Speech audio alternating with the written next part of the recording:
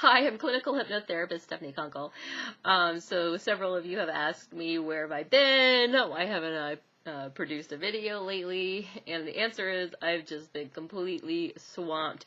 January is a very, very busy month for me. Everybody's making their New Year's resolutions and they all want to come to me to be hypnotized and have me help them overcome their issues and get their resolution. So I've just been really, really busy. But I have a little bit of downtime right now, so I decided to go ahead and make a video. And this video today is going to be directed towards clinical hypnotherapists who, or maybe even stage hypnotists, but hypnotists who have been working for some time. So if you're new to hypnosis or amateur hypnotist, this is probably not the video for you. But I've got some other videos that you might want to go and check out. Unless you're just curious, feel free to watch it. But I'm just gonna give a little tip to clinical hypnotherapists mostly, and this is about the non-awareness state and your clients. So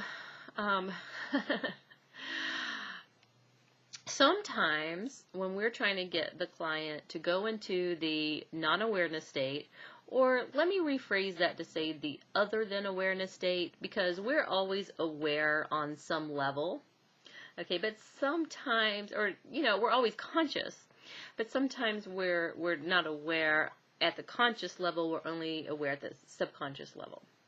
All right, and so we want to, as hypnotists, when we do deep trance work, when we do like profound somnambulism type of work, we want to get the client into the other than awareness state so that they're consciously in a like a hypnotic dream.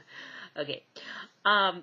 Now, sometimes when we get the clients there and they wake up, they will tell you that they heard what you were saying the entire time.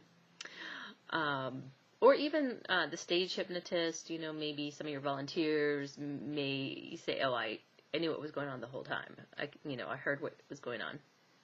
Well, I want you to sort of challenge them on that, because I bet you that 9 out of 10 times they really didn't, or they really weren't aware of what was being said the entire time.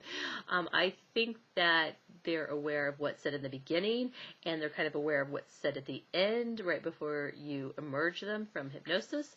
But in that whole middle part, a lot of times they will drift into somnambulism or profound somnambulism, depending on where you want to take them. And they will have forgotten. And a good way to test for that is to ask how long they thought they were in hypnosis.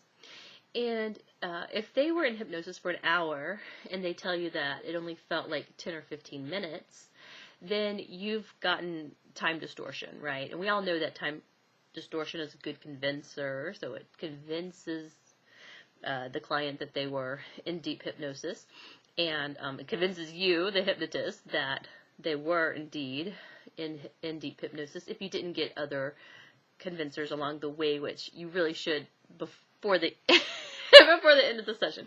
Like if you had been testing or something, and you still need a convincer, you can get the time distortion. So if you get time distortion, and yet they're still telling you that they heard everything you said, I would question them on that.